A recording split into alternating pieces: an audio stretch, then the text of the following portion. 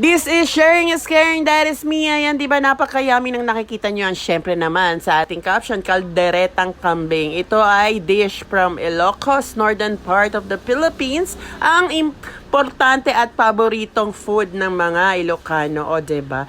Nakuha ko po tong dish na ito sa aking mga great-grandma pa na kanilang mga niluluto. O, di ba pag may special gathering sa mi every Sunday, ayan ang piniprepare ang kalderetang kambing. Kaya naman ako ang dish na to sa aking mga menu or aking mga recipe na tinatago na pinamana ng aking mga great-great-grandma. O, di ba? Isa pa sa dishes na masarap din na gawin sa galing sa lamb or kambing ay ang kilawin. Di ba? Yummy-yummy na maraming sili.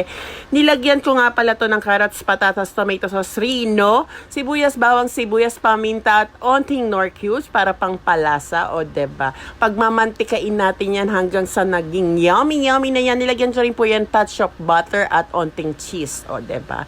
Napaka-yummy. Talaga namang ito ang mga traditional food na talaga namang iibigin natin. Pero dapat moderation ang pagkain ito.